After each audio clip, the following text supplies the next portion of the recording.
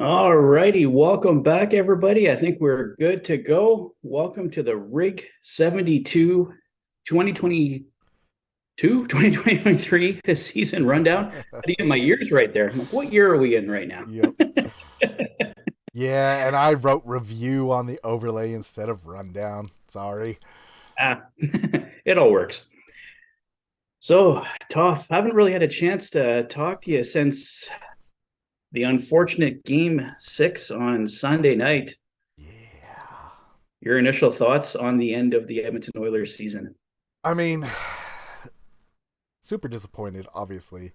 We thought that they were poised to do a really deep run.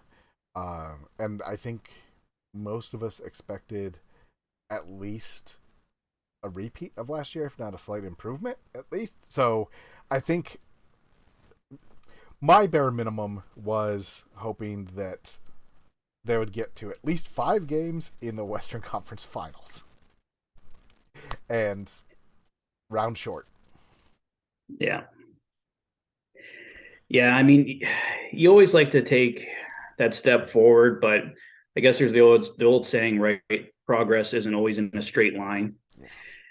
And unfortunately for the Oilers, that was the case here. Just say a few hellos here, Gina Carano and the Beep Bop Boops. Yeah, thank you for joining us. Yeah, we don't really talk politics here. We're here to talk hockey, Yep. so absolutely. And Peter keeping the monkey going. Welcome in, Peter. Welcome in, Darcy. Yes, big news today. Kyle Dubas gone as the general manager of the Toronto Maple Leafs. We'll get into that a little bit just because there's was a little bit of discussion today on, could there possibly be an Oilers connection there? Yeah, like I said, we'll get to that. But yeah, so I got the chance to go, as most of you guys know, to Game 6 on Sunday nights. Got a last minute ticket invite around 6:30, so was really excited to go. Was really hoping was going to be able to see the Edmonton Oilers tie up that series and force a Game 7, which would have been on Tuesday, I guess. And unfortunately, it was two steps forward, one step back for the Edmonton Oilers. The same thing that had sunk them throughout the playoffs to that point, sunk them again. Got into penalty trouble, couldn't hold the lead. Second period just always seemed to be bad for the Oilers in that series, and that continued forward there. So it was a disappointing end, but I think there was a lot there. I think there was a lot of positives this year. I mean, oh, you're going to blame me, Peter? Come on. It's Patrick's fault the Oilers lost. Well, they Uh, lost the other games before I got there, but I know you're kidding. But yes. yeah, it was a frustrating end, but like I said, I think there was a lot of positives out of this year. We saw Connor, Nuge, Hyman, Draisaitl all continue to set career highs, and regular season accomplishments don't really make you feel that much better in the end. But I got my Stu Skinner shirt on tonight from the 780.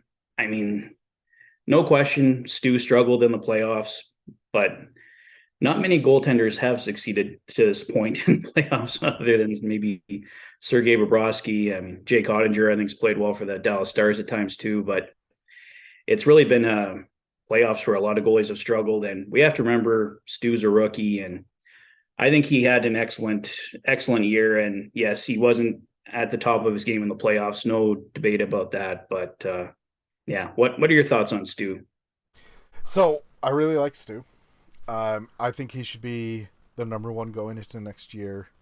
I know that you're gonna sort of get to this at the end of this, but I mean, if Stu's the number one, just make him the number one. On the other hand, as you just kind of brushed against, I think goaltending, like really top notch goaltending, is becoming less important. Because in a year where, Vasilevsky and even Otter and Olmark, who's almost certainly winning the Vesna, right, just get beat in the playoffs, maybe you just put all your eggs in the other basket and you go, we are going to beat you 6-5 every night. Especially when the situation with goaltenders, not only the Oilers situation where they paid Campbell a lot of money last year, and also have a rising star in Skinner. I mean, I don't know how you really fix that with the available goalies, right? Or at least fix that anymore. I think another year for Skinner, and he'll be improved. And you've got Campbell as a nice backup right now, and that should be enough. It should be enough. So that's kind of where I come down on Skinner. Is he was league average, and our D wasn't. Mhm. Yeah, welcome in, Tom. Michael Kerber mentioning Allmark was injured in the playoffs as well. Peter mentioning Campbell should have started in Game 6. I'm of the same belief as well. I think the Oilers should have turned to Jack Campbell in Game 6. I I do too. think it was time. Yeah, I think it was time to give Jack a shot there. That's probably one of the criticisms you can hold against Jay Woodcroft for this playoff run is maybe he didn't go to Jack Campbell when he should have.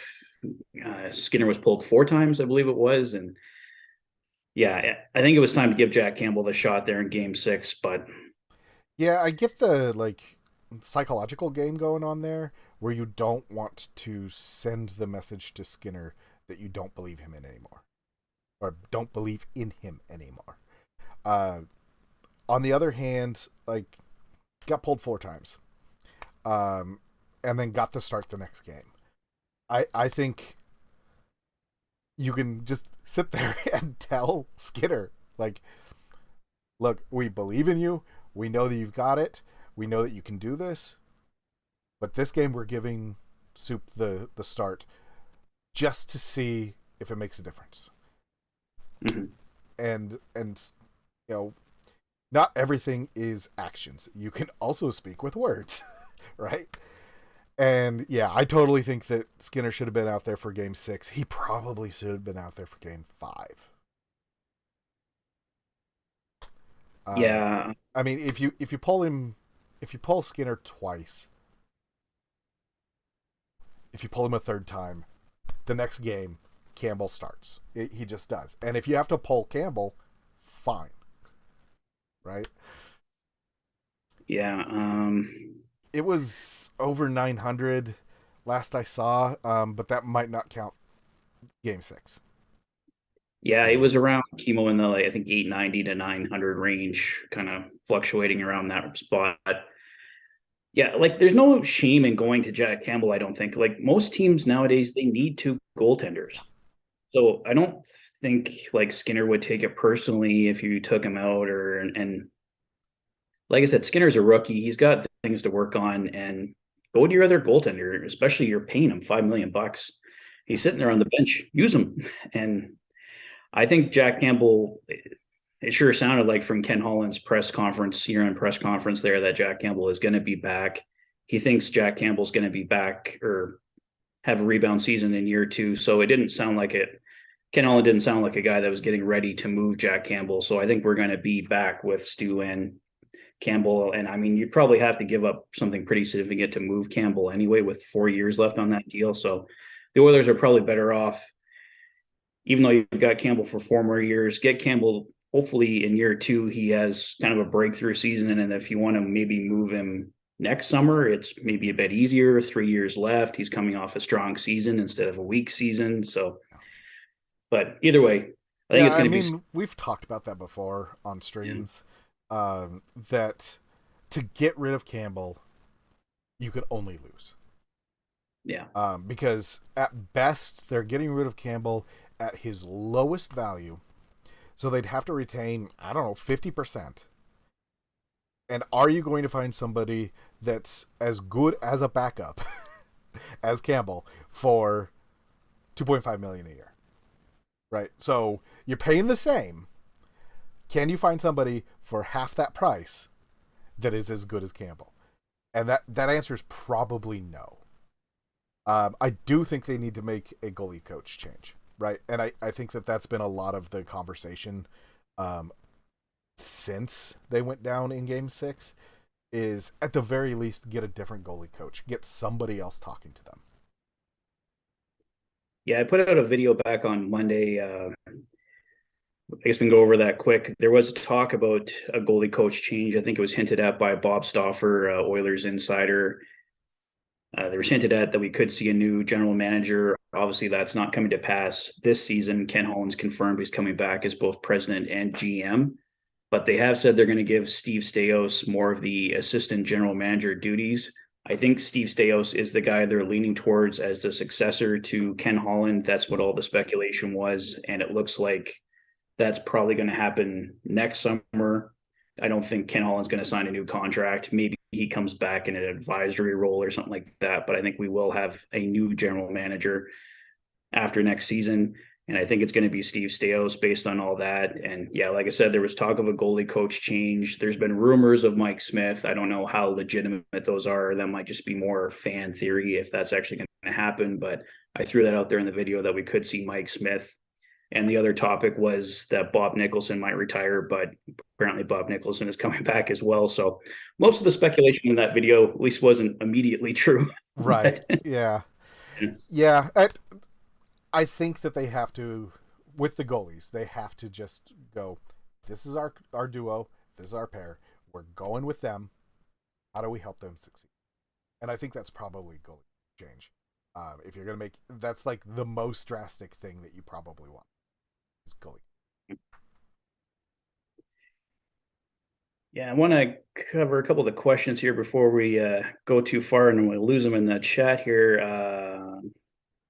There was Peter was asking about our thoughts on the Coyotes situation. I think the Coyotes, well, I don't think they've confirmed they're playing in Arizona next year. I think they will have a new home after next season, though. The Coyotes will not be staying in Arizona. That's my thoughts. I don't know. Toph, you think they're staying or going? I don't think that they're even going to play in Millet Arena next year. I think they have to say that right now, because the options are open, but you can't. If none of those options pan out, you can't be like, well, we were going to move, but we couldn't. Right? So for now, they have to say we are staying. And they still have all of the outs, and saying publicly we plan on being in Millet Arena next year, that doesn't change anything legally. I do think that if I've forgotten his name, but if the owner of the Houston Rockets knocked on Gary Bettman's door and was like, "I'll take him," I think they would move heaven and earth to just make that happen and be done with it. I do think that they're going to try to explore the other options in the Valley, Phoenix Valley. I don't think there are any options left. As well covered in other shows, they can't share with the Suns because that has a brand new owner, which may be amicable with the Coyotes, but and maybe open to having them as a tenant. But he just poured like $1 billion into the team and $500 million into that arena, and it's going to take another $250 million to make it hockey ready. So, in that scenario, which is the most realistic for keeping them in Phoenix, they're going to pay, $250,000 to be a tenant in a building that is not their own, that they don't get any of the, ancillary income, because most of the money comes from like things like concessions and luxury boxes, not from the tickets in the door. They don't get any of those. They only get the tickets, and that's the best case scenario. There is that they give up a $250 million to make less money.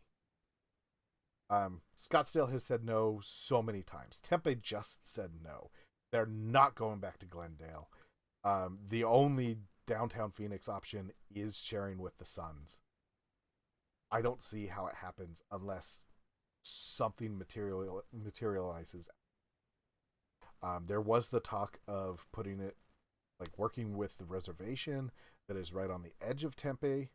But from all the things that I've heard, because I follow this probably as close as Oilers stuff, from everything that I've heard, that's going to have all the same problems as the Tempe problem, except that they're now a year behind in the planning.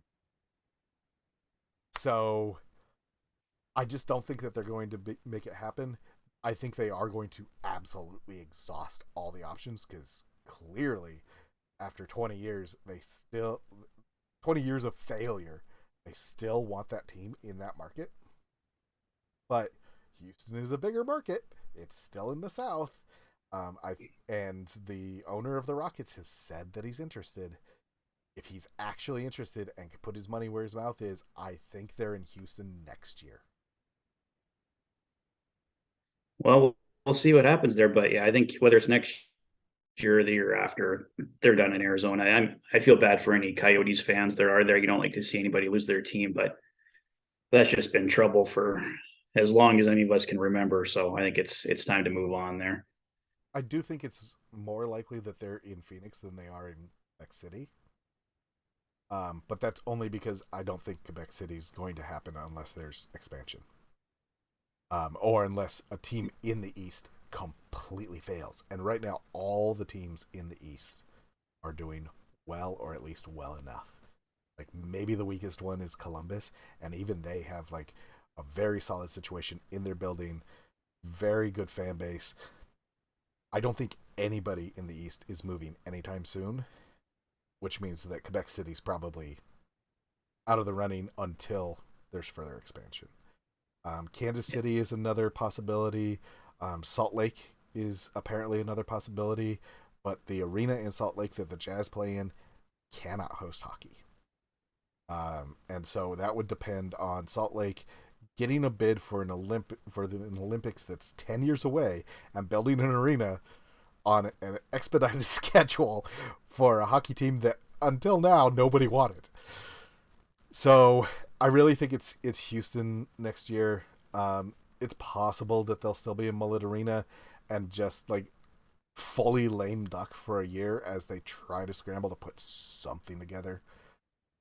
But I think we're looking at the return of the Houston Aeros by next season. Well, we'll see what happens there. Moving on here. Spencer asked Jonathan Toews or Corey Perry for the Oilers. No on both guys for me. I won't be surprised if Toews retires, and I don't see Corey Perry come to the Oilers. I imagine he'll probably just try to get another deal in Tampa or something like that. I don't see him becoming an Oiler. Yeah, What do you think of Toph? pretty much echo exactly what you just said. Yeah. I don't think that they would. If Taves doesn't retire, I don't think the Oilers can pay him what he'd want or what he's worth, and we already have injury problems. So they would have to overpay for someone that may not be available as much as they need him to be. So I don't think that they're even going to try with Taves, even if he doesn't retire. Corey Perry's a little bit more interesting, but I don't think that we have a winger problem. I think we have a wingers not playing defense problem, which might be a coaching problem. We'll get a defense problem for sure anyway. Yeah. Yeah. Kimo was asking, yeah, we went over the save percentage already. Yeah, Bob thinks we're gonna get another. Sorry, I think I lost. Oh no, convinced with consistent goaling and tired defensive play, the Oilers can get her done next season. I agree, Bob. Right D that either of you would want to see this summer. Well, there's been a few guys mentioned. I mean, there's Damon Severson out of New Jersey. I think he's a UFA, if I believe. I've heard his name mentioned quite a bit. Matt Dumba is another guy out there. Mm-hmm. Eric Carlson, but I don't think Eric Carlson's happening. But I don't know. What are your thoughts on any of those guys, Toph? I So my problem is that I think we had the guys to do it. I think they just didn't do it. Yeah. So I have a problem with really projecting anyone into the lineup because I don't know who leaves. I know a lot of people want to trade Yamo out, but he was important in the wins, and he didn't cost us the losses. I do think that there are probably some prospects that they could trade out to move some people, but like either you think this is a sinking ship or you don't. And if it is a sinking ship, are we just rearranging deck chairs? And if it's not a sinking ship, why are we rearranging the deck chairs? Right? Yeah. Yeah. So I do think people are going to be moved. I saw someone talk about moving CC out. I think that's probably a smart idea. Um, just because CC no longer fits with what they are trying to do or what they seem to be trying to do. Um, I've seen a lot of people say move Yamo out, but these are move who out and not really thinking about who we get in. I do think Niemelainen is probably ready. Um, so if you wanna make room by moving CC, bring Niemelainen up, and then you can use that money on somebody else. That might be a smart thing. We know that their prospects may not be ready, but they're getting close. So Niemelainen, Broberg, we saw Bouchard emerge this year. I think that we might see more Niemelainen, more Broberg, more Desharnais next year. Um, and none of those are high paid players that you're trying to take, right? Mm. Yeah.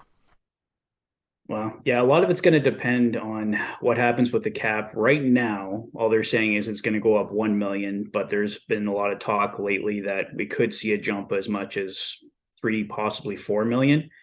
So I think that would put the Oilers, I think they had around, I don't have the exact figure in front of me. I think it was around 6 million in cap space. So obviously, if we got a $3 million jump, maybe closer to 9 million. But obviously, yeah, it's one of those things. They're not going to be adding anything huge unless they move something out. The two guys you mentioned, Kyler Yamamoto and Cody Ceci, are the two names. Yeah, I've been hearing. I think we've all been hearing the most as the two guys that are likely to go out. I read something on Twitter the other day that maybe Yamamoto wasn't as valued as he has been in the past. So I know you really like Yamo Toff, but I love him. I yeah, love him. I think And if you really watch him, he works harder than basically anyone except for maybe Draisaitl, Nuge, and McDavid. yeah, And he's in those plays. I do think it's important to keep some specific guys beyond that core. Uh, Yamo is outside of the core, and I will be sad if he leaves. I don't want them to get into a situation where he is the new Yesa, right? Where everyone just wants to move him, and he gets devalued to the point where the only thing they can get in return for him is a little bit of cap space. I don't want that situation for Yamo. So if the narrative really turns against him, I hope that they strike and they get something back for him, and they send him to a place where he will thrive. that's why I'm thinking there is a good chance he does move this summer because I don't think they want a repeat of what happened with Jesse Puljujärvi, where they were thinking about moving him in the summer. He ends up staying. He comes in, he struggles, and you end up getting a distant draft pick for him, a guy you picked fourth overall. I mean, Yamamoto wasn't that high of a pick, but he is still a first round pick. So, but he isn't coming off of a very strong season. So, but that's not entirely his fault. He went through a lot of injuries and everything like that. But it might be best if there's even a hint of a doubt that you might not be want to keep him going forward. It might be better to move on from him. And I think if the Oilers are going to try and upgrade the defense, I think they'd like to ideally add someone in the top four, which moving out Cody Ceci would allow you to do. And then, like you mentioned with Markus Niemelainen, maybe he takes a bit of a jump this year. He can come in possibly in that 6-7 spot. It's going to be pretty crowded in there. He'd have to be pretty stand out a lot in training camp to push somebody out, but we'll see what happens. Maybe there's something that neither of us are seeing yet. There's always surprises that no one sees coming. So that could be kind of a situation like that. I do think we'll see Broberg as a 5-6 Yeah. at the lowest. I think he probably hops over Desharnais sometime during the summer. Mostly because he's fast. And Desharnais is not. And to the person, I've now lost it, that was saying that Yamamoto gets pushed around a lot. Like, everybody gets pushed around a lot. And part of the reason why you notice him getting pushed around is because he crashes into people and gets underneath them. he doesn't really get pushed around too much more than everybody else. And like we all love Vinny. Vinny made many more mistakes than Yamamoto did. And cost many more goals than Yamamoto did. And I'm not fully defending Yamamoto. He could have been better. It's just the narrative against Yamamoto is not as valid as a lot of people think. Well, fair enough. Fair enough. Go through a few more of these questions here. Then I'm going to get back to kind of our planned program here. But Renegade asking if the Oilers drafted top prospect of the Habs, Lean Hudson, who they used our draft pick with, instead of Schaefer, would he still be traded for Ekholm? Hard to say. I think the Oilers thought very highly of Reed Schaefer when they drafted him, and all the talk was that he was going to be a guy with a real shot at making this team. So, and they still moved him for Ekholm. So Yeah. maybe not. I mean, just a guess, but I think getting Ekholm was a priority for this team, and they valued Ekholm really high. So Yeah. I don't know. It's hard to say, but I think it would have been seen. I think we still would have seen the trade happen. We would have seen a trade happen. Somebody had to go. Somebody had to go for Ekholm, and it was going to be a prospect. Would that have been Hudson? Maybe. I mean, there's so many moving parts in that, even though it seems like there wasn't. But I think the Oilers were dead set on getting Ekholm, and it would have moved whoever to make that happen. Well, when you look at who they moved, like they really liked Tyson Berry, they really liked Reed Schaefer. I mean, these weren't guys that we'll move them. Like Ken Holland really liked these guys. It shows how much they liked Matthias Ekholm that they were willing to move these guys to get him. So, yeah, we got here. Bob with Holloway. I think we all hope so. I think we all hope to see him playing third line at the lowest next year. But I don't know. I don't think anybody knows right now. I don't think Holloway knows. I don't think anybody really knows whether Holloway is going to be ready. I think we all hope he is. And that could add, a big body with speed, which is something that we all want, right? Mm-hmm. I think he's going to get a good opportunity this year. I mean, I think they were initially thinking about bringing him back for the playoff run. It was just the team was playing insanely well. Like we didn't go over it yet, but we've talked about it plenty anyway. Like the insane run they went on to end the year, you just didn't want to touch that chemistry at all. I think that's part of the reason Holloway didn't get back in there. Lavoie will get a short shot with a short leash and Yeah. probably get traded. Oh, I think they're going to trade him, eh? Yeah. I mean, either he fits or he doesn't, and if he doesn't, they're going to toss him to get something back. Because I think fit is underappreciated as a conversation. Because you can have all the very best players in the world, and if they don't get along and don't play well together, you're still going to have a bad team. Yeah. And you can also have the opposite. And we're actually kind of seeing that with Vegas. It's not that their team is bad. It's that none of those players are like, oh man, we wish we had him on our team. Except for maybe Stone sometimes. But they play really well together. Yeah, Renegade asking there, would you want Kessel on the team? Well, I think he can't make Vegas right now. So if he can't make a team that's still in the playoffs right now, I don't know if he's going to. I mean, I had mild interest in him last summer as a possible replacement for Puljujärvi on the right side, but I think a year later, I don't have much interest in Kessel. Utah? I have interest in Kessel behind the scenes.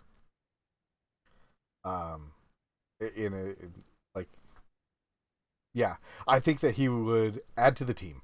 I don't think he should be playing for this team. if that makes sense. Having his voice, having his reputation, having him, lending wisdom to players is probably valuable. I don't think he fits with this team as it's currently built. I think you'd have to completely tear it down. And yeah, so not really any interest in Kessel as a player. No. Tom mentioning Carson Soucy for Cody Cece. Yes, that is something I would do. I think if that was an option, it would be done in like 10 seconds. Yeah. Well, Soucy's a UFA this summer, so they could sign him, but yeah, potential replacement there. I don't know if he's going to stick around in Seattle or not now after the run they had, but yeah, he'd definitely be something I'd be interested in. Yeah, Darcy. And I hope I'm wrong there, but I think that he's going to get a short shot and maybe he surprises everyone. And maybe he doesn't. If they see the same thing that they keep seeing, they're going to try to get something for him. Something. Yeah. How much should we sign Bouchard for? Well, um, Peter Hall's asking which Maple Leafs player will Holland sign this summer. I don't think the Oilers are going to be big in the free agent market, so I don't think we're getting any Maple Leafs this summer. But I guess I shouldn't be quoted too early. I mean, if they want to throw Marner our way, because he's apparently the most likely to be traded, if the Oilers somehow got Marner, I would be happy. Yeah. Well, yeah. But I think that what they'd have to send the other way or send out in general to make that happen is probably like that would put an amount of pressure on Marner that he hasn't known even in Toronto. Yeah. And how much should we sign Bouchard for? I don't know. I'm really not good with contracts. I think it's supposed to be a short-term deal, is what all the talk is. They're going to do a bridge deal with Bouchard, just with the tighter cap, unless they can move some money out. It's probably going to be somewhere in the $4 million range, I would guess, on a short-term deal. Maybe a little less, maybe three something, but I'd say probably in the $3 to $4 million range on a short-term deal. Yeah. I mean, I really hope that they don't nurse him. Yeah. I mean, I hope that they sign that short-term deal, get to the end of next season, and go, cap is definitely going up. What can we do to keep you around? And before it's even over, offer him more. Yeah. Darcy asking or commenting, I should say, I would like to see Tyler Benson traded to get a chance to play in the NHL. Well, Tyler Benson is actually a unrestricted free agent this summer, Darcy. So I don't think he'll be back in Bakersfield. So he's gonna get a shot somewhere, hopefully. See if another NHL team wants to take a flyer on him on a 1 year minimum league or 1 year minimum payment deal, somewhere in the up to 750 or 775, whatever it is next year. So he might see something there, but yeah, I don't think he'll be back with the Oilers organization next summer. But who knows? Maybe he wants to stick around in Bakersfield. But he is a unrestricted free agent this summer. And there are some dead contracts coming off. Andre Sekera is done. Milan Lucic's retention is done with him becoming a UFA this summer. And Mike Smith and Oscar Klefbom are also off LTIR. So the Oilers, fingers crossed, as of this moment, don't have to worry about LTIR next season, which will be nice. They can accumulate cap space throughout the year and do even more at the trade deadline instead of being hindered as to money in, money out deals. So some of the questions have to do with your next two questions that you sent me. So we can move on to that. So we are going to talk about Bjugstad and a few others. So we're going to answer your questions through a conversation between the two of us. Yeah, let's move on to the next one there. So kind of gave our thoughts on the season, disappointed, obviously. And yeah, I think it's going to be a bounce back year next year. I think we're going to win the Stanley Cup next year. I'll just say that right now. Which restricted free agents would you keep? So the Oilers have three key restricted free agents right now: Ryan McLeod, Clem Costin, and Evan Bouchard. And I would keep all three of them. There isn't Yeah. any of the guys I would let go.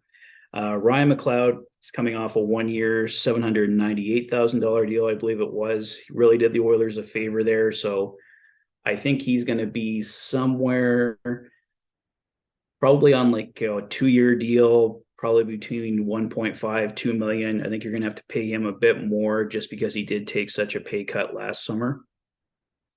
Clem Costin, he started really hot for the Oilers, kind of cooled off in the goal scoring department, did get some big goals in the playoffs, though.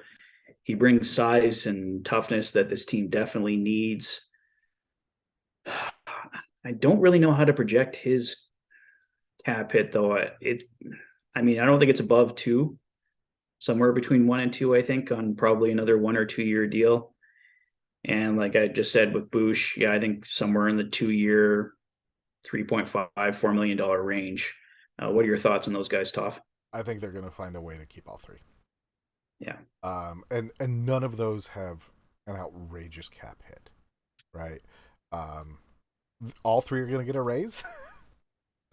um, and that may eliminate a lot of the room that they're getting by getting rid of those dead contracts. But I think that they believe in all three of those. Um, and since Holland's sticking around, I think Costin's definitely sticking around. Because that's his win, right? That's his big win. Yeah. So I think that they're going to re-sign all three. They're going to find a way to make it work, which makes the next question much more difficult to answer. So switching gears, which unrestricted free agents would you keep? So the Oilers have four unrestricted free agents, and as I mentioned earlier, his name just left my head. Tyler Benson is a unrestricted free agent. I am keeping this more to the guys that are on the Oilers. There are restricted and unrestricted free agents down in Bakersfield. Can probably cover those guys at a later time, but just keeping the guys that were on the team this year. So the unrestricted free agents on the Oilers are Derek Ryan, Matthias Janmark, Devin Shore, and Nick Bjugstad. So I'll go through them first. Derek Ryan, I think, will be back on a 1 year deal, somewhere around 900K to 1 million. I don't think it's going to be anything outrageous, but I think he will be back on another year deal. Matthias Janmark, I'm going to guess, does not come back. I would take him back. I thought he had a good year, but I think he will be one of the cap casualties that the Oilers just can't fit in. So I think Janmark goes. Devin Shore, I also think goes. Shore's a great team guy. He's a great 13th forward, but I think the Oilers just have so many guys up and coming now. They just simply don't have room for Devin Shore there. Maybe he comes back on a two-way deal and he spends a lot of time in Bakersfield as opposed to being in Edmonton, which Devin Shore was the guy that was constantly on waivers going up and down last year. So maybe the Oilers bring him back on a league minimum deal, but I think Devin Shore might be gone. And Nick Bjugstad, based on his numbers that he had with the Arizona Coyotes, I think he might be outpriced of the Oilers. But again, maybe they find a way if they move certain contracts to keep him. But out of this list, I think Derek Ryan stays, possibly Nick Bjugstad. Your thoughts, Toph? That's pretty much my thoughts. I think that they're going to really try to keep Bjugstad. In fact, I think they're going to try to keep Bjugstad enough that maybe Ryan walks. I also think that Janmark and Shore are probably out the door, partially just because of what we've seen on how they fit in with the team and what the coaches are trying to do. I think Janmark and Shore are probably both out the door. I think they're going to try to keep Ryan and Bjugstad, and they actually might prioritize Bjugstad because of his impact. He may have priced himself off of the team, but I think both Costin and Bjugstad are going to get that we really want to keep you. How can we make this work conversation? I hope they can keep Bukestad because I really liked what he did, and I'm not trying to push him out the door or any of these guys out the door. Really, I'd really take all four of those guys back, but it's just you can only have so many spots, and if you want to make some changes, then obviously some guys have to go. Right, you got to move someone out to bring somebody new in if you want to improve the team somewhere. So there have to be changes somewhere. I think Derek Ryan's the most likely to stay. Just he had a great year. He fits in well there on the third or fourth line, probably more towards the fourth line now. But yeah, if he can break Bukestad back, he was great in the faceoff circle, bring some size, got some timely scoring. So definitely a guy I would bring back if they can find a way to make the money work. I mean, I think that they would like to have all four back. Yeah. Uh, but I think that the belief that we've seen in these players mean that Ryan and Bukestad are going to be prioritized. And since they're all unrestricted, they're probably going to start having those conversations, if they haven't already, with Ryan and Bukestad and try to see what they can do to make that happen.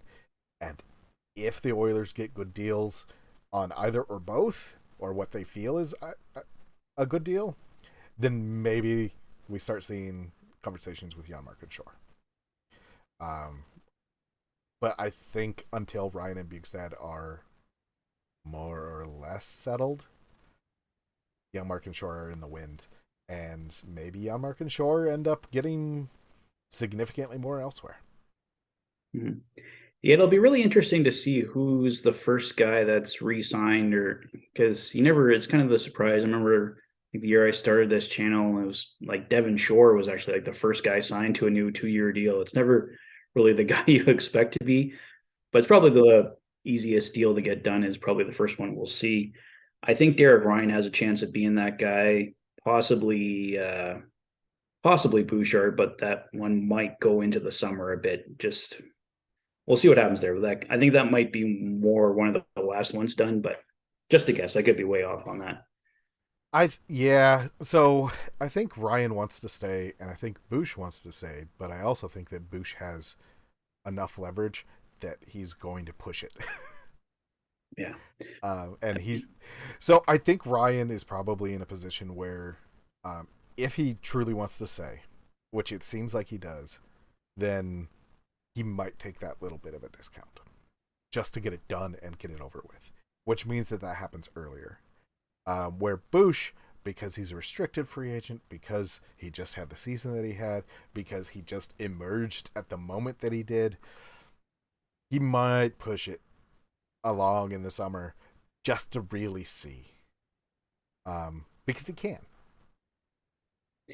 He can. He doesn't have the arbitration or anything like that. So basically, all he can do is sit out until I think it's November 1st or something. You have to be signed by to be eligible to play.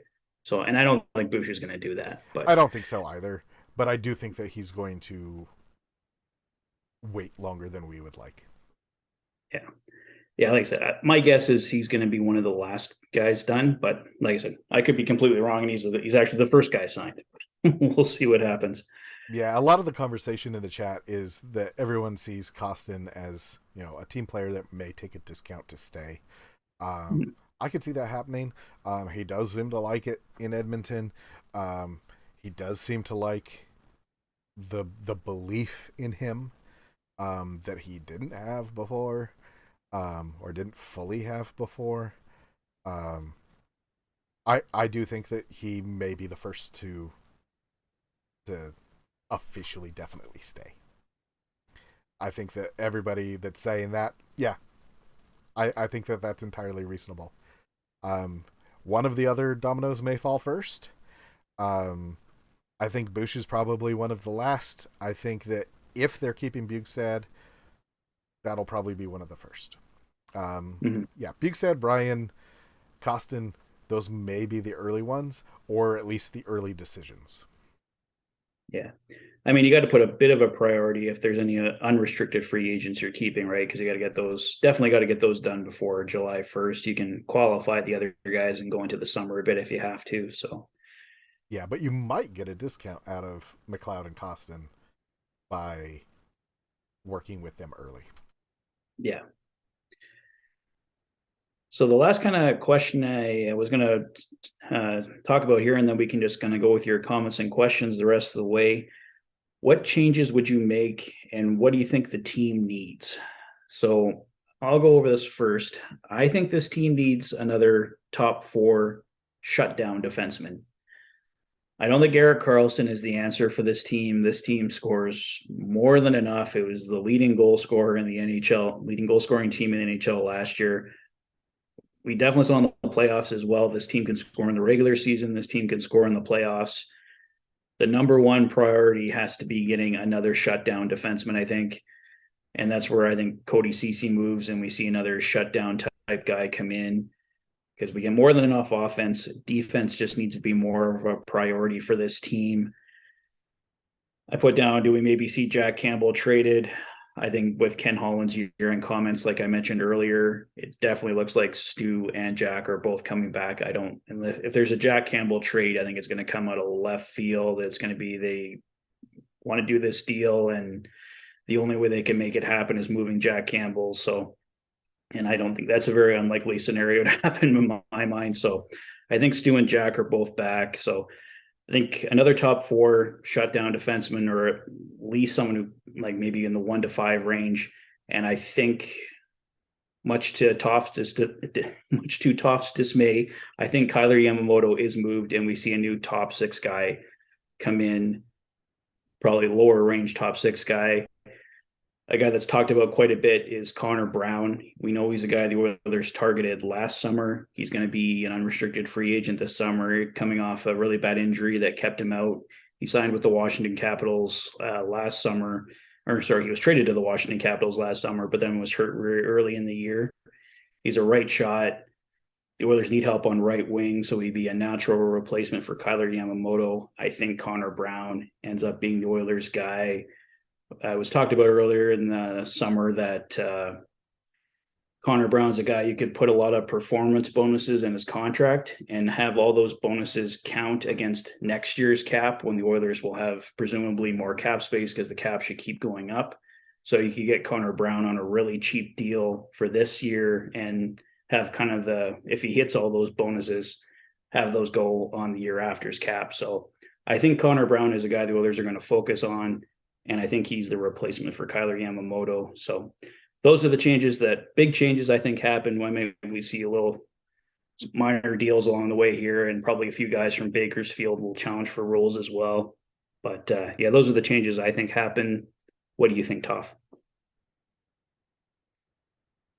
So the big change that I hope happens is the lines get, and this may be completely uninformed. I doubt myself on this every time, but I think that once they set the lines, they should stick with them more than they have. If for nothing else than for back checking.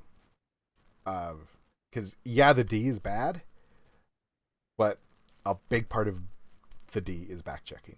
And overall, I think what cost us the spot in the playoffs was a failure to back check, or at least back check effectively. So I think that if everyone is generally on the same lines and knows where they're supposed to be, that back check gets stronger. Because it's not because people are slow. It's not because people are unwilling to get involved.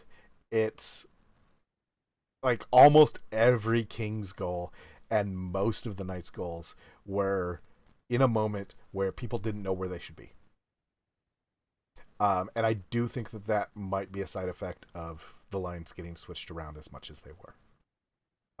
So what I would like to see, and what changes would you make? What do you think the team needs? I think the team needs consistency,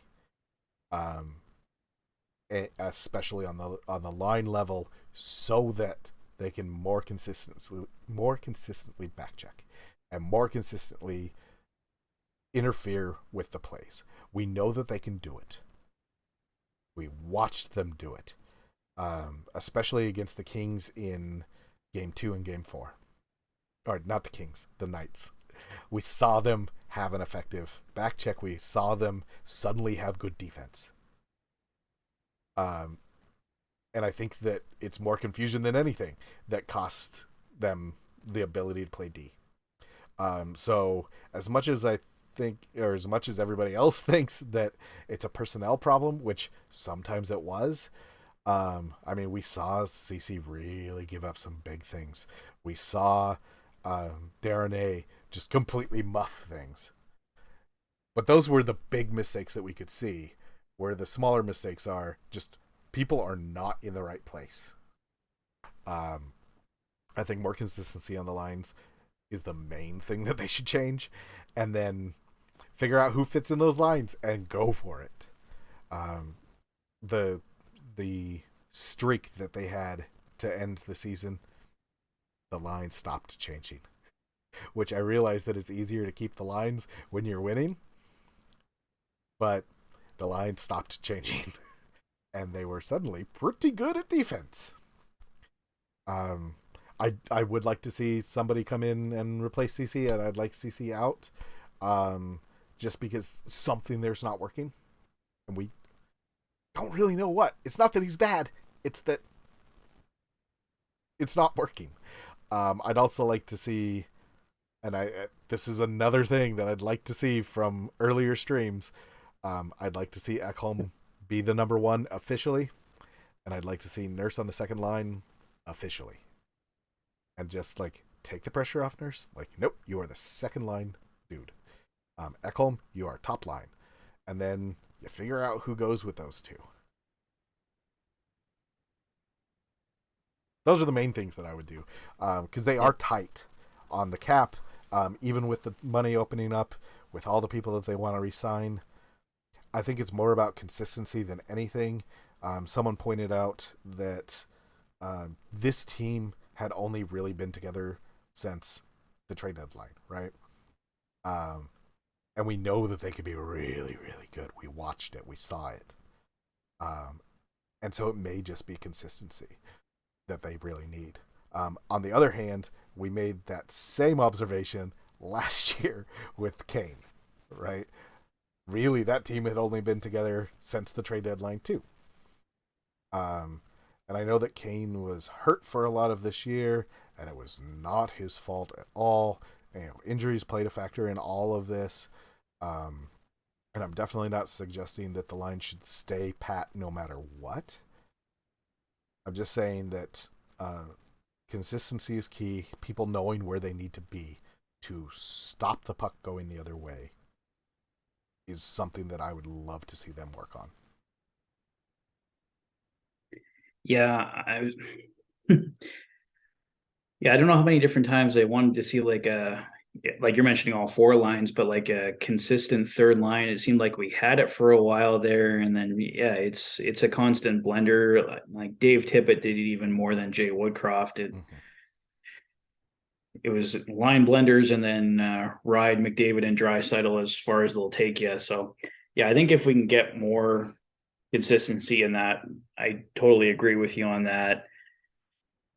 I think Cody Ceci is the guy to move because I think he's going to be the easiest guy to move. He's only 3.25, I think, is his contract a year. He's got a couple years left on that. So I think he's a guy you can move if you need to without having to give up something outrageous to move the contract. He had a good first year with the Oilers, and like if he stays, it's certainly not the end of the world. It's not like he's a horrible defenseman, but I just think that's an area where the Oilers could improve is on the right side. And CC just seems to be the guy that you move on from. So yeah, I think that's where we see the change on defense. Cody CC goes and someone new on the right side is brought in. Yeah, I mean, we know that CC doesn't work with Nurse and doesn't work with Ekholm, and we're keeping both of them. Yeah. So do you throw CC on the third blue line? Do you put up him all the way down there? I don't think so. I think you move him. Yeah. No, it makes too much money to be down there. That's a short-term thing you can do, but that can't be a long-term plan. So I think that's all everything I wanted to cover there. So we'll take your questions here for about another 10 minutes or so. I wanted to keep this around an hour here. So, but thank you guys for all joining us here, watching us talk Oilers. And Yeah, let's go over some of your comments and questions here to wrap up. So, Yeah, a lot of talk about blowing up the core, yeah. or the inevitable blowing up of the core in the future sometime, and whether or not.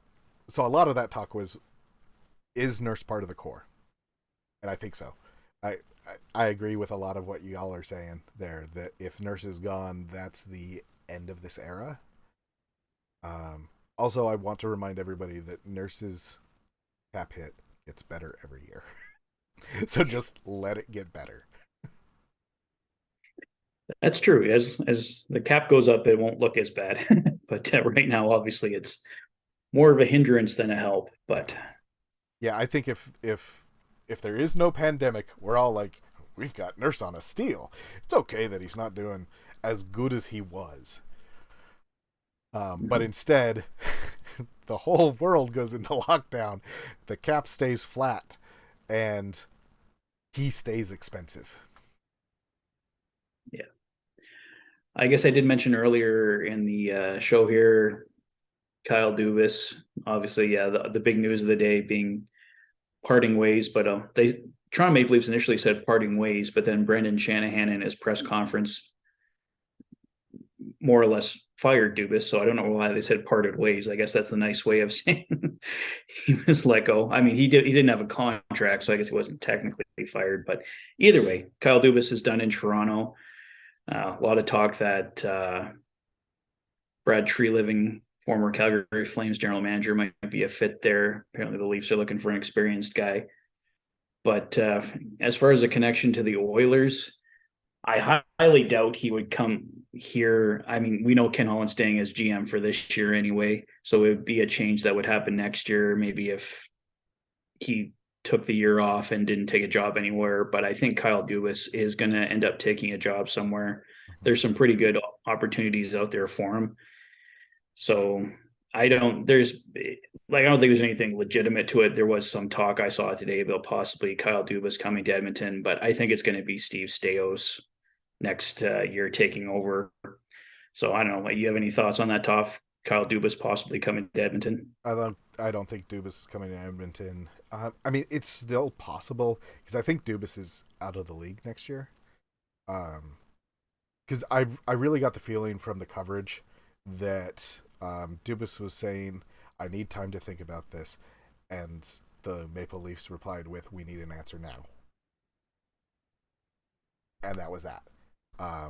Because he was unwilling to give an answer now, which Well, I think he did say, sorry, I think he did say he wanted to come back because he said in the press conference last night he did want to come back, but he wanted a pay raise or something. So, mm, and I that was missed the that final part. straw. Yeah, okay, yeah, it was the final straw for Shanahan. So he did commit, but he did wanted time to think. But apparently, according to Brendan Shanahan, he did commit. So so, but If he's a GM somewhere next year, he's probably president and GM, and he's making money. Like someone's yeah, going to give him a sweetheart deal, or he's going to take a year off until someone needs him, and we'll give him that sweetheart deal. Um, he seems really stressed, and I know that may be the most stressful job in sports. I Is could see that. GM of the Toronto Maple Leafs. Yeah, yeah. I mean, maybe he takes the year off. It's certainly a possibility, but I have a feeling just what the opportunities are out there, like Pittsburgh and Calgary, and there's another team. Who am I forgetting that's looking for a GM too, or someone might even fire someone else to make room for Kyle Dubas. You never know. But I'll be pretty shocked if he doesn't get on with somebody this summer. But we'll see what happens there. Like I said, I don't think there's much chance if he comes to Edmonton. Pretty much, I'd On the say bright that's side, pretty I big. don't think there's any chance that he goes to Calgary either. Yeah, well, probably not. It looks like it's going to be Craig Conroy, I guess, is the talk that Conroy is going to get the promotion in Calgary. So let's see what else we got here for comments here. So Pierce signed Patrick Kane. Don't think that's happening. I think Kane's going to be in Buffalo or New York or somewhere in the East there. I don't think he's coming to Edmonton this summer. Keep Nick Bukestad. Yeah, we kind of covered that.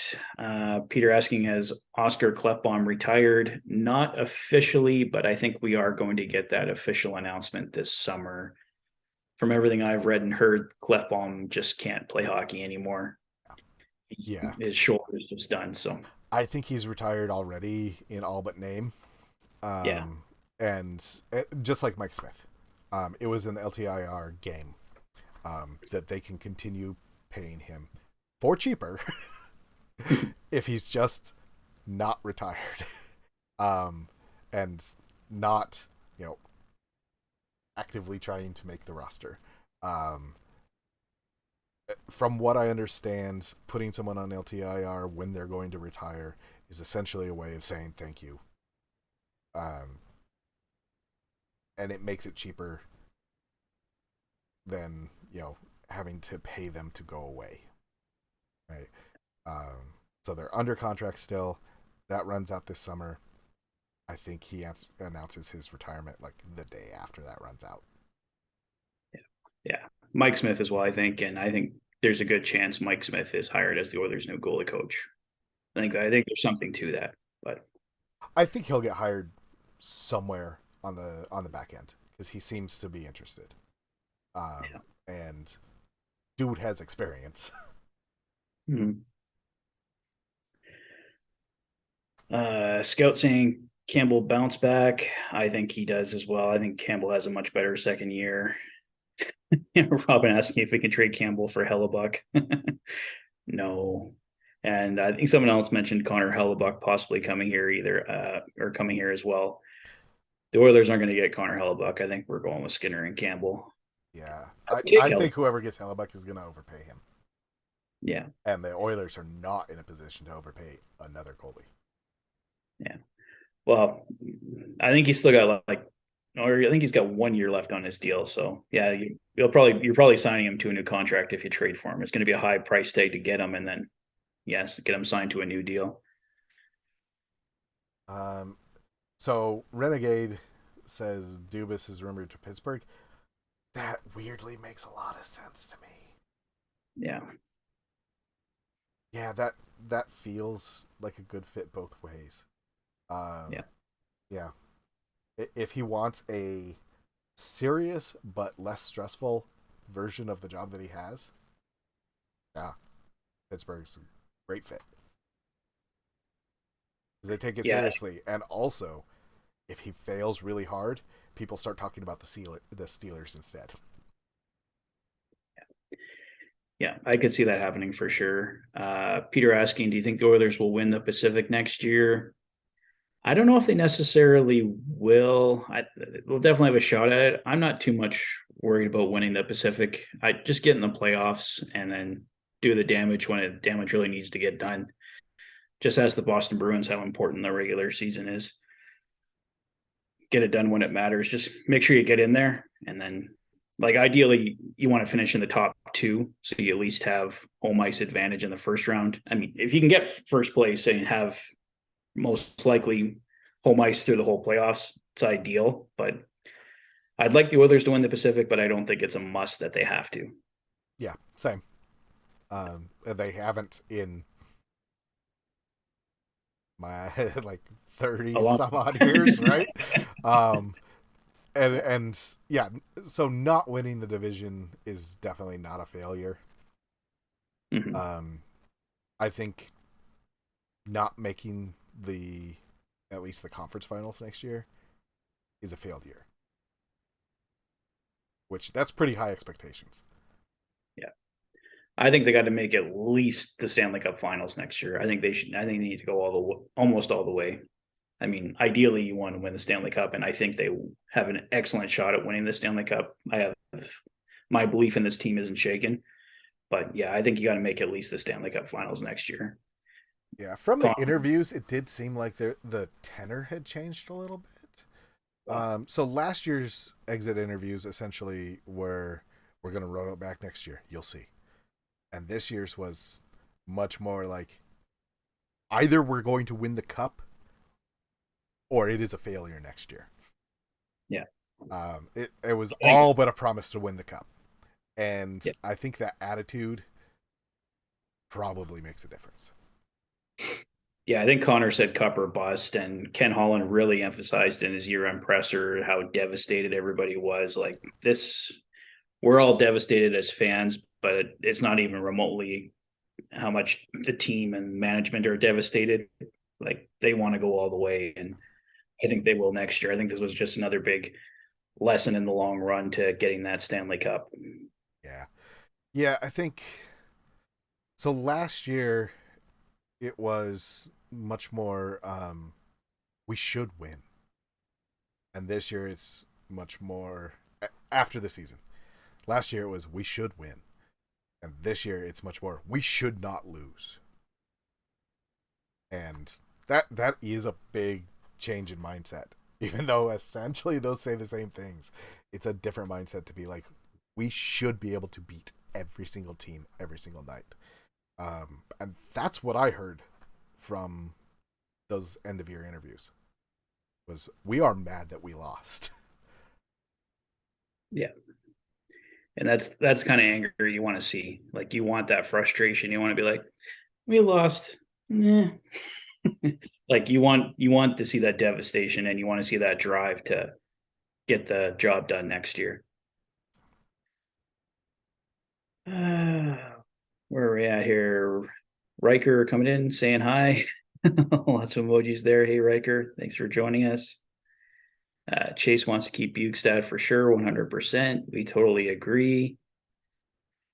Robin asking if we can trade Nurse and Yamo. Well, Nurse isn't going anywhere. Yamo, I think there's a chance he does go.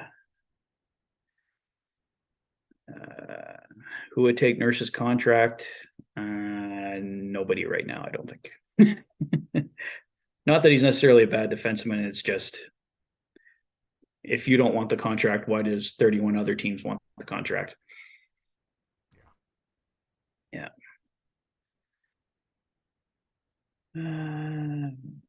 Questions here? Any that jumped out to you there, Toph? Um, let's see.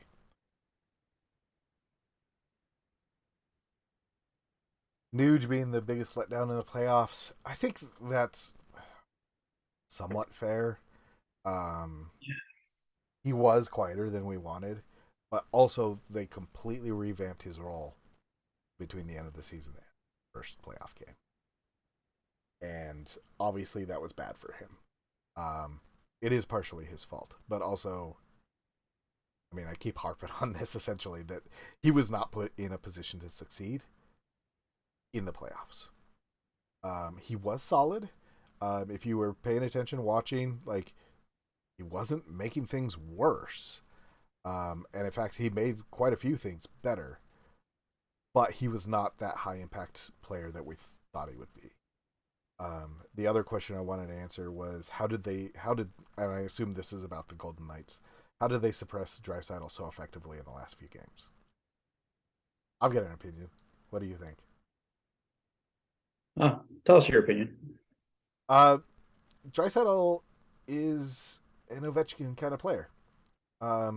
He does the same thing over and over and over, and it usually works.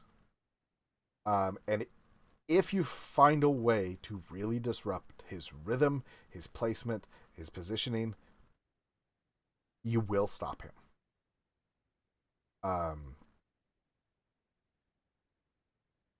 You won't stop him every time.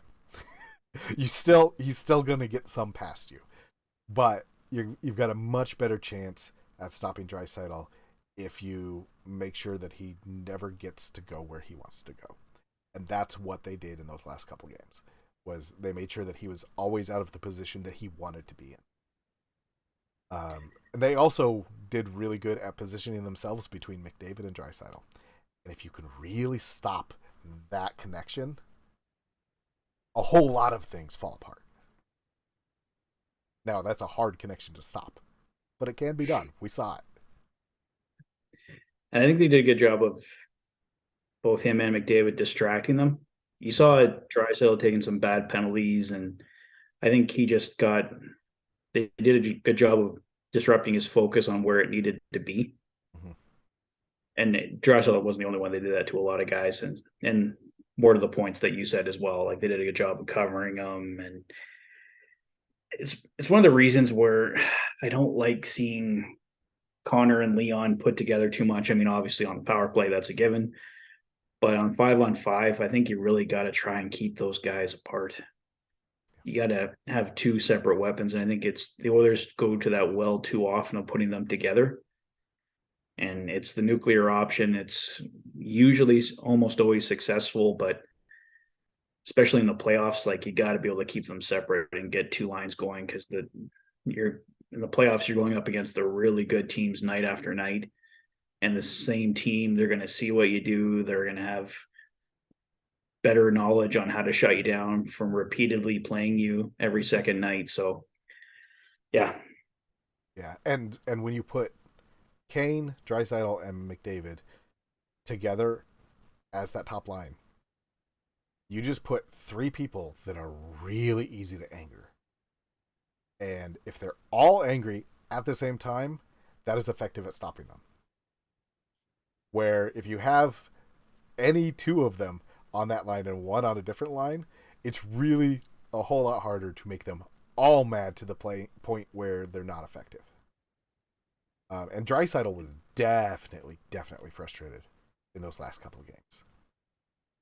And he did start taking dumb penalties. He did start getting chippy in a way that drew attention, and it wasn't to the people he should have been chippy at, right? And it made him less effective. It didn't make him bad. He was still fantastic. But he wasn't mind-blowingly, earth-shatteringly fantastic like we expected. And so that shutdown was like, you made him 80% of the player he is. And therefore you stopped seeing the spectacular stuff. Yeah. Well, guys, I was hoping to keep this to around an hour, so I think we'll take a couple more and then we'll probably call it here for tonight.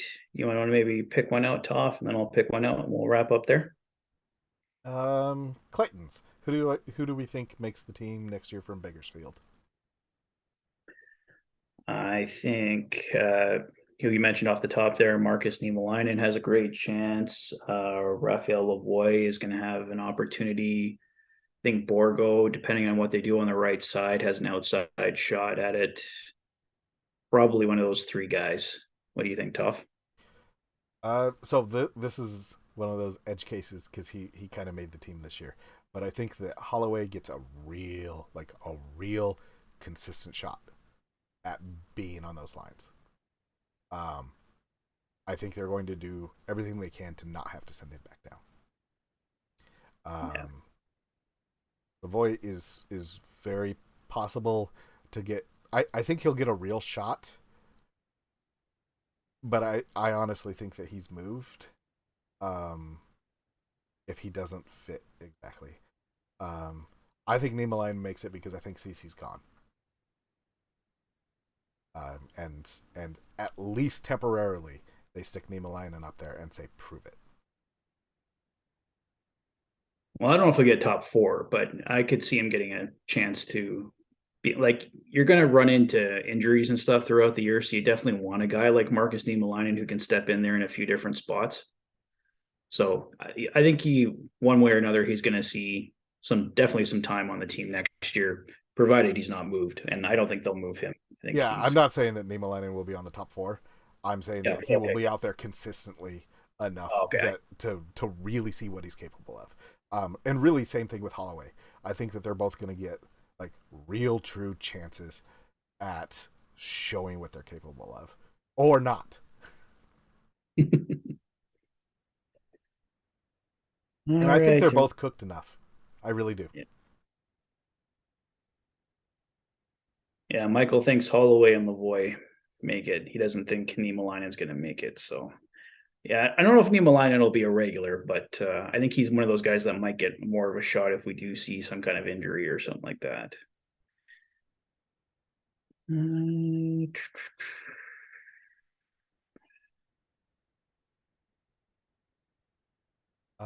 Any big questions that we have not hit that you want to throw out there, chat? Yeah, maybe throw. Let's do 4 minutes. At 20 after the hour, we're going to end it. But if there's anything big that we missed, let us know. Okay, so Makush asking who they can add on D this offseason. So I talked about this a little bit before. There's Matt Dumba. Oh, and I lost it in my head. Who are the other guys I mentioned there? Talking. It was Matt Dumba. Mm, Oh, start with a B. in my head earlier. If you guys know some names, throw them. Feel free to throw them in the chat there. Brody? It's going to be somebody on the right side. Oh, I think Carlson was a name. That was a trade, though. Yeah. Carson Soucy was another name Yeah. that. I don't think that we'll see Carlson. I think everybody No. would like that, but I don't think that's the plan. Yeah. Peter, so there is stuff in the works. We're not gonna make promises, but there is stuff in the works to put something together that may or may not involve me. Well, we'll definitely still be doing Rig 72 streams for sure. Yeah, we'll do those. I don't know if we'll do one every single week, but Orlov, Soucy, yeah. I think we can a do. lot of people want Soucy. Yeah, I definitely take Soucy. He's the guy I'd really like to go after. And yeah, Chase, I don't think Carlson trade's going to happen, but yeah, we'll probably aim to have like a stream as big things happen over the summer, and then we can kind of like a group discussion on them and stuff. So yeah, I think we'll wrap it there for tonight, guys. But thank you all so much for joining us. Toph, any final thoughts there before we wrap up? I mean, the big thing, I guess, is advice to everybody that I really don't think they're going to blow things up in any way, shape, or form. And I think that since they are in stay the course mode, they really need to make sure that they can do that. Top to Edmonton for future considerations. Well, we're going to try to make that happen in October for the Heritage Classic. Yep, I will be up there at some point this year. Yeah, I think tickets for that are going to be coming out soon. I know the season ticket guys are getting their notifications for their early access to them. So hopefully sometime over the next month or so, we might see general public get a chance to get those. But we'll definitely. You don't want that, Peter. No, you do not want us as GM. Trust me. I'm far too emotional. I would make some bad trades. But I love him. Yeah, Tyson Barrie doesn't leave if I'm GM. Not because I think that that's a bad trade. I love Ekholm. It's a great trade. Also, but Barrie, he my friend. Yeah, so I can't be a GM. I can't.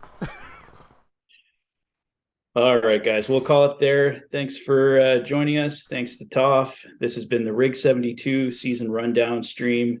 You guys have been watching the Oilers Fanatic. Thanks for being a fan.